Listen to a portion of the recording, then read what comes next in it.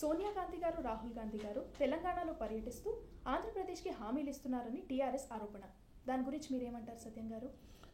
ఇది అసంబద్ధమైన ఆరోపణ. ఇది చేతగాని మాటలండి.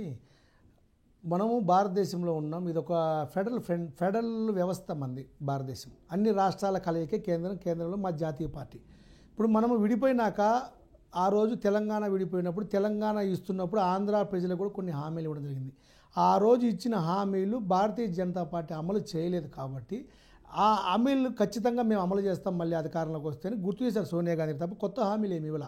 గతంలోనే ఇచ్చాము పోలవరము జాతీయ హోదా ఇస్తామని, గతంలోనే ఇచ్చాము స్పెషల్ స్టేటస్ ఇస్తామని. కేసీఆర్ గారు ఒకటి గమనించాలి. మొన్నటిదాకా కేసీఆర్ గారు, కవిత గారు పార్లమెంట్లో కేసీఆర్ గారు డిమాండ్ చేశారు, స్పెషల్ స్టేటస్ ఇస్తే ఆంధ్రప్రదేశ్కి ఇవ్వండి, మీరు ఎందుకు ఇవ్వట్లేదు, మేము మీకు మద్దతు ఇస్తామని. ఒక్కసారి రాజకీయం రాజకీయం మారంగానే మార్చేశారు. నీ స్టాండ్ మార్చుకున్నావు.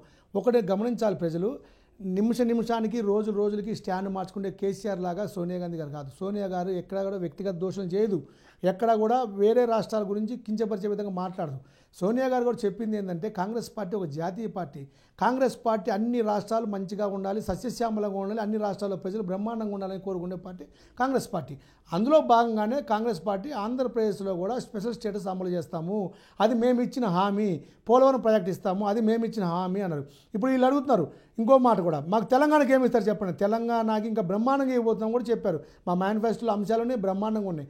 ఆ రోజు ప్రాణహిత చేవేళ్ళ కూడా మేము స్పెషల్ స్టేటస్ ఇస్తామని ప్రయత్నిస్తాం.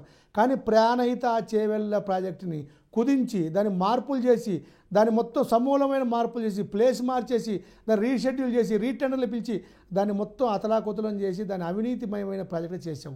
ఒకటి స్పష్టంగా కేసీఆర్ గారు గమనించాలి. ఇక్కడ సోనియా గాంధీ గారు చెప్పిన మాటలు ఇది ప్రజలు కూడా గమనించాలి. కేసీఆర్ అన్న మాటలు ప్రజలు గమనించాలి. ఆంధ్రప్రదేశ్ ప్రజలు మన సోదరులు. ఇక్కడ మనం రెండు రాష్ట్రాలు అభివృద్ధి చెందాలి. భారతదేశంలో తెలుగు ప్రజలంతా ఒకటిగా ఉండాలి.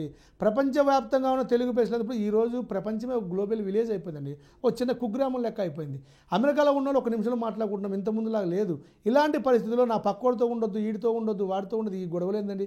ఈ ప్రాంతీయ తత్వాన్ని రెచ్చగొట్టే సంకుచిత మనస్తత్వం గల నాయకులు ఏ రోజైతే నాశనం అంటే ప్రజా జీవితాల నుంచి తొలగించబడతారు అప్పుడు మాత్రమే ఈ ప్రజాస్వామ్య వ్యవస్థకి భవిష్యత్తు ఉంటుందండి. ఈరోజు భారతదేశం కాదు, భారతదేశ ప్రజాస్వామ్య వ్యవస్థ ప్రపంచంలోనే పెద్ద ప్రజాస్వామ్య వ్యవస్థ. డెమోక్రసీ సిస్టమ్ అంత మంచిగా ఉంది. ఇంకోదో కాంగ్రెస్ పార్టీ డెమోక్రసీ సిస్టమ్ నడుస్తున్న పార్టీ. అలాంటి విషయాలు మేము మాట్లాడగలిగే సత్తా ఉంది తప్ప కేసీఆర్కి ఏం తెలుసండి పక్కోడి గురించి. కేసీఆర్కి అర్హత లేదు. కేసీఆర్ మాట్లాడే అన్ని శుద్ధ అబద్ధాలు. 100% సోనియా గాంధీ గారు చెప్పింది గతంలో ఇచ్చిన హామీలు మేము అధికారంలోకి వస్తే అమలు చేస్తామని మాత్రమే చెప్పింది. ఇందులో తెలంగాణ ప్రజలకు ఎక్కడ కించపరచలేదు.